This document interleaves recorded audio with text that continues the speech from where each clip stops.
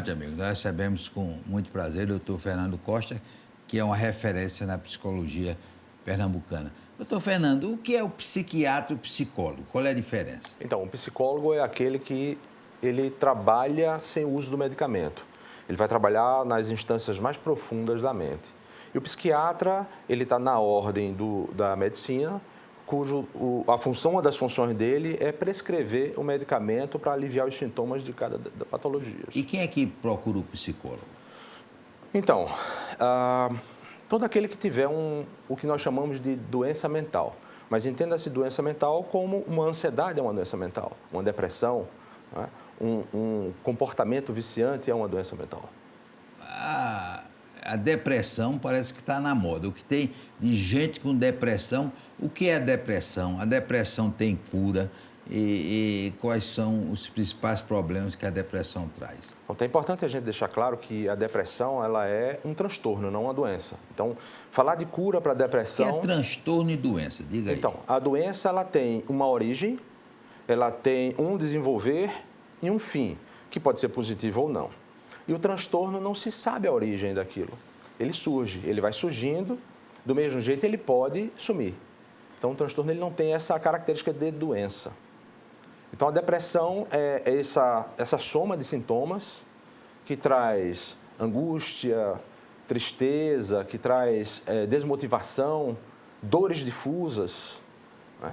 As pessoas, às vezes, se sentem tristes e acham que estão depressivas, mas não é isso que acontece. Mas não tem o outro lado, não. A depressão que o cara fica muito alegre, fica muito coisa. Então, ou tem também? Tem. No caso, existe o transtorno de humor, que a depressão é um transtorno de humor, unipolar. Existe o bipolar, que é aquele que tem fases eufóricas, que ele se desconecta da realidade. É o que chamamos de transtorno bipolar. E tem gente que tem depressão e que fica deitado, não quer falar com ninguém. É um dos sintomas que a depressão pode causar. Isso, é um dos sintomas. E assim, muitas vezes, só se percebe quando chega a esse nível. Que ele entra no quarto, não quer saber de ninguém, não tem motivação para nada, nem para comer, dorme mal. Falar em dormir. O dormir bem é importante? Muito importante para várias coisas. O dormir com qualidade, você diminui o risco de problemas cardíacos, de AVC, diabetes, contribui muito para que você melhore seu estado de ser, evitando ou distanciando-se da depressão, da ansiedade e da demência. Doutor Fernando, tem um número ideal para a pessoa de hora de dormir? Fala em 8, 7. Tem pessoa, por exemplo, Marco Maciel, que só dormia 4 horas e ficava satisfeito. Existe uma média que seria, para um adulto, de 7, 8 horas. Mas isso é relativo de cada pessoa. O importante de dormir é que você tenha a maior parte da sua noite, no seu sono, à noite, no escuro. Porque aí o funcionamento cerebral é outro. Existe limpeza dos resíduos que ficam no cérebro. Alguns neurotransmissores trabalham melhor à noite. Essa limpeza acontece 10 vezes mais durante o sono à noite do que durante o dia. Porque muita gente não dorme à noite e passa a dormir o dia. E isso traz sérias consequências. Estou falando, e o sonho? Sim. O sonho. Tem pessoas que não lembram, outras pessoas lembram e tem uns sonhos tenebrosos, né? O que é o sonho? Então, o sonho, ele pode ser uma junção de coisas. Pode ser a condensação de vários acontecimentos ao longo da semana, do mês ou da sua vida, ou do dia. E o sonho, quando nós lembramos, é porque existem fases do sono que permitem que a gente lembre. Por exemplo, uma fase chamada a fase REM. REM é chamado porque o rápido movimento dos olhos. Você percebe a pessoa movimentando os olhos. Ali, se ele for acordado, ele vai lembrar do sonho. Mas se for numa fase não REM, talvez ele não lembre do sonho. Certamente ele não vai lembrar. E muita gente acha que acorda em pânico. Eu tenho um transtorno de pânico, acordei já numa crise. Mas não é. É porque aquilo ali, o corpo reage ao sonho que ele teve que ele não lembra. Porque se você acordar num pesadelo e lembrar dele, você vai saber que tudo que você está sentindo ali é oriundo daquele pensamento. E porque tem aquelas pessoas que lembram e os que não lembram, né? Sim. Então, aí entra a grande preocupação em relação ao sono. Aqueles que nunca lembram do sono significa dizer que talvez eles nunca estejam chegando no estágio não REM do sono. Então, aí isso pode acarretar problema de memória, pode trazer inquietude, pode trazer problema de atenção. Há uma forma, doutor Fernando, de superar bem o luto, a perda de uma pessoa? Sim. O luto ele tem umas fases, né? Aquela primeira fase inicial, aquela primeira fase que a gente, quando se depara com o luto, é não aceitar aquilo, né?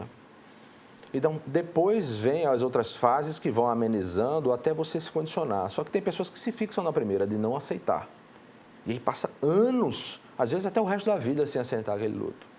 Mas é importante ter a consciência de que isso é uma ordem natural que todos nós passamos, às vezes muito breve, né? Muito mais breve que outros, mas isso vai acontecer. Então, se a gente não se conscientizar com isso, o luto ele pode ser duradouro. Mas a mudança, por exemplo, do tipo de luto, que é a coisa normal é o pai enterrar o filho. Sim. E quando é o filho que enterra o pai, aí é mais grave o luto? Então, isso quer dizer que quando o filho ele é enterrado pelo pai, é o mais grave. De fato porque pela ordem natural da vida, os pais vão primeiro. Quando isso acontece de forma contrária, fica difícil. Nós não temos essa construção, mas também é trabalhável. É trabalhável. É trabalhável. Isso é. Qual foi o paciente mais jovem e o mais velho que o senhor teve no consultório? Olha, o mais jovem era um de 8 anos. 8 anos? 8 anos. 8 anos de idade, sofrendo com um transtorno de ansiedade. O que é transtorno de ansiedade? É aquele medo imaginário que domina a sua vida em tudo que você faz. No caso dele, era a ansiedade generalizada. Então, ele tinha esse medo, essa expectativa do futuro, de algo que vai acontecer, e aquilo não deixava ele ficar bem, não deixava ele dormir bem, não deixava ele se alimentar, não deixava ele estudar. E aquilo, as pessoas aí acham, aí vem a questão da doença, só que aquilo ali é um transtorno devido à antecipação de algo que ainda não existe. E nosso cérebro só vê aquilo de forma real e presente. E qual é a ligação da mente com o cérebro? Então, a mente é uma instância que não é corporal e que nós produzimos nossos pensamentos, nossas análises, né, que são componentes dessa mente, são os pensamentos e os sentimentos. E o cérebro é um instrumento da mente. É aquilo que decodifica os pensamentos e manda informação para o corpo. E esse corpo manda a informação de volta para o cérebro e vive um loop. Por isso que acontece muitas vezes da gente entrar em quadros viciosos de comportamento, de pensamento. Nós falamos aí, o senhor disse que já teve um paciente com 8 anos, e o paciente mais velho tinha quantos anos? O paciente mais velho tinha 84 anos. O que é que ele tinha? Ele tinha uma depressão. Tinha uma depressão. Tinha uma depressão. E o senhor curou o de 8 anos em quanto tempo e o velhinho em quanto tempo? Então, no tratamento, esse de 8 anos passou 1 ano e meio, porque aí são linguagens completamente diferentes, né? E o mais idoso, né? O idoso, ele foi tratado em 2 anos. E esse menino, o senhor tem contato com ele hoje? Tá hoje bonzinho? É um homem, né? São um homem? É um homem hoje já. E tá normal? Bem, normal.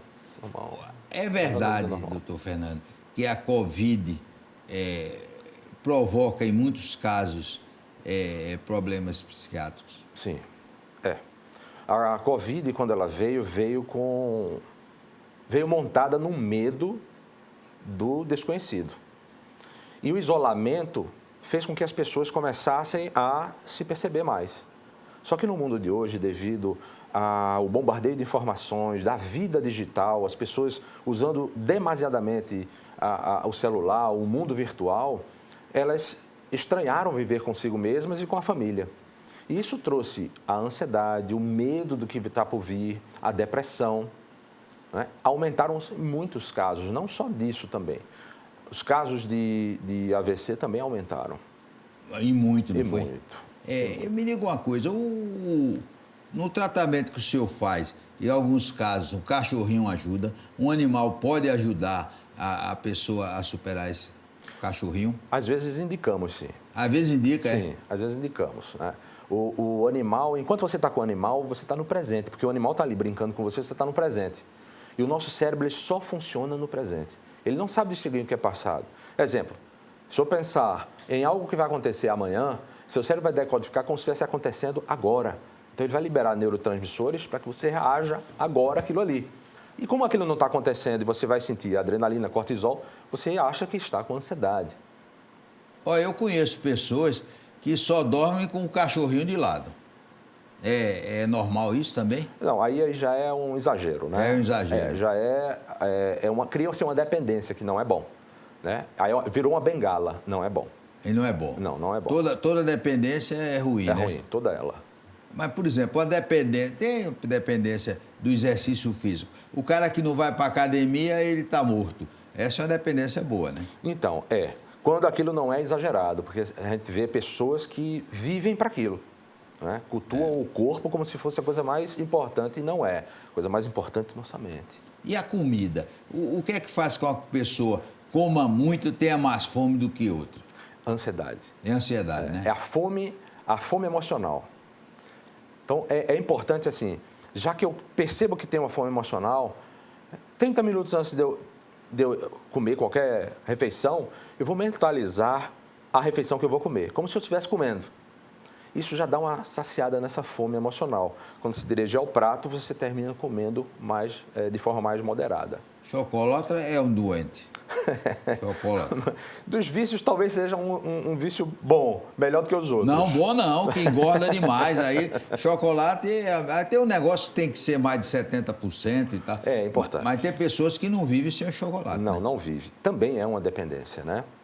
Depois do intervalo, nós vamos continuar conversando com o doutor Fernando Costa, psicólogo.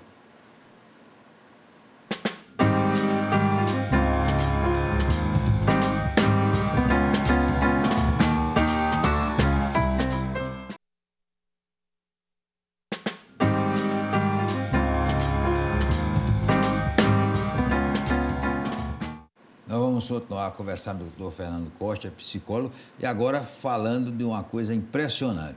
O doutor Fernando teve um AVC. Conte como foi essa história do AVC. Era um domingo de manhã, em setembro de 2020. Ao me levantar e ir à cozinha, o mundo girou. Eu caí, perdi o controle do corpo, achei até que fosse hipoglicemia. Então, eu me deitei, consegui me deitar no sofá, levantei as pernas, porque isso é o que a gente deve fazer com hipoglicemia, e nada funcionou, começou a aumentar. E aí eu percebi que era um evento cerebral. E esse evento cerebral, eu em poucos... Tinha dor? Por incrível que pareça, não. Eu tinha algo difuso, era uma espécie de uma agonia insuportável. Mas não senti dor. Algumas pessoas sentem dor, eu não senti dor, nenhuma cefaleia na hora. Mas aí comecei a perder os movimentos. Nem abrir as pálpebras eu conseguia, mas os pensamentos intactos. E assim eu comecei a exercitar o que eu não estava mais podendo fazer de forma mental. E isso o cérebro se encarregava de mandar informação para o corpo para que eu reagisse. Foi natural ou foi experiência? O quê? O senhor fez isso por experiência ou foi natural? Não, isso foi experiência. Isso é uma técnica que eu já tinha desenvolvido, trabalhado com algumas pessoas que tinham paraplegia e tetraplegia. Então, essa mesma técnica eu usei em mim e funcionou. AVC paralisa. Paralisa. Deveria ter paralisado. O grau em que eu ingressei no AVC consumiu 60% das minhas células nervosas do cerebelo.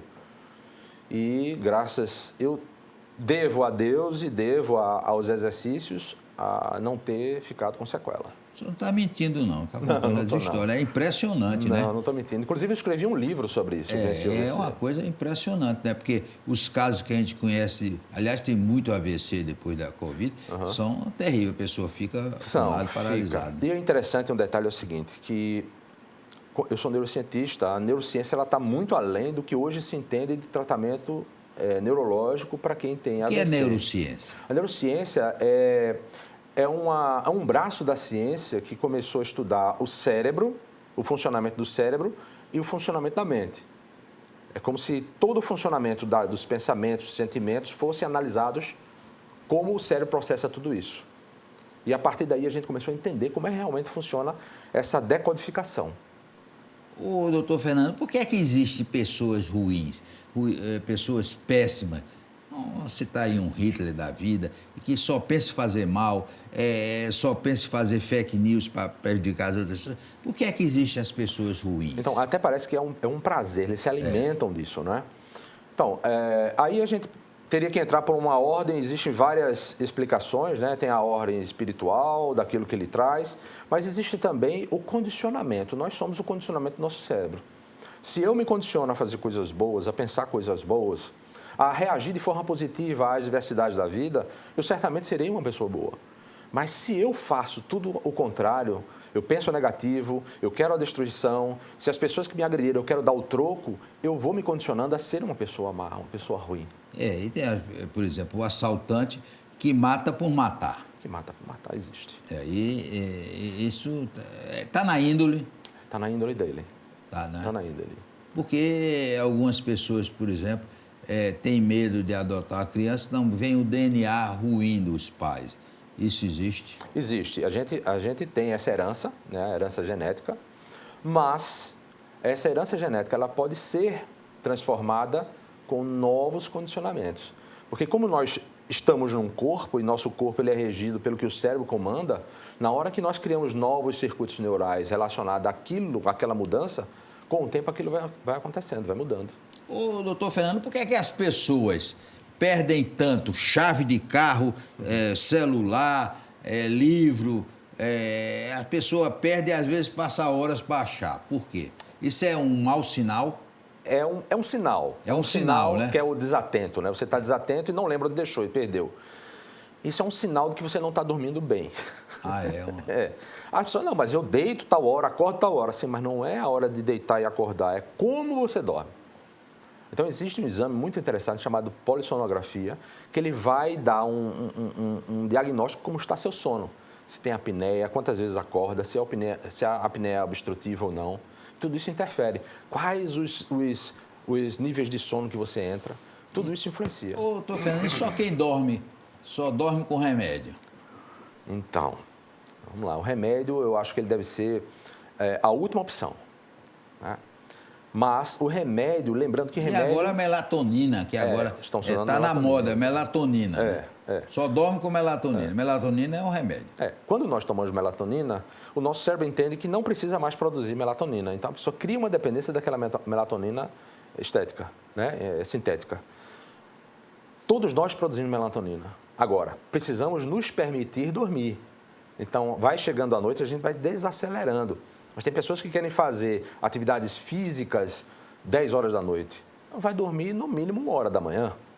Né? Pessoas que ficam no computador até tarde, a luz que incide do celular, do computador, leva informação para o cérebro que não precisa dormir. Então, ele inibe a liberação de melatonina e libera cortisol. Daqui que ele vai dormir, daqui que isso vai ele vai demorar 2 horas, 3 para dormir. Tem médico que aconselha as pessoas a não ter televisor no quarto. O senhor está nessa linha? É importante que não tenha. Se eu tenho dificuldade de dormir, é importante que não tenha uma televisão no quarto. Né? Mas ele pode usar bem a televisão. Exemplo, a televisão ele pode entrar... Hoje, as televisões, você entra na internet. Então, ele entra lá no YouTube, coloca sons bineurais para dormir no YouTube, tela escura. Então, a tela fica escura, como se a televisão tivesse desligado, e fica o sonzinho, talvez um sonzinho de natureza. E a pessoa vai só escutando aquele sonzinho e dorme. Por que dorme? Porque na hora que ele está escutando o som, ele fica no presente. O grande vilão do sono são os pensamentos. Já? Já. E é bom? É muito bom. É bom aí, quem tiver com insônia aí... É muito bom. Em vez de estar vendo essas realidades, porque de madrugada só é desgraça que passa e...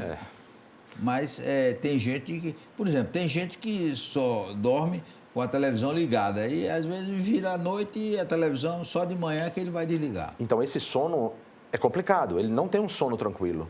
Porque por mais que ele durma, ele vai dormir pelo cansaço, a mente dele, por escutar o ruído ou aquela luz que incide, ela vai despertar. Porque nós temos receptores também de luminosidade. Então ele vai ativar o cérebro sempre.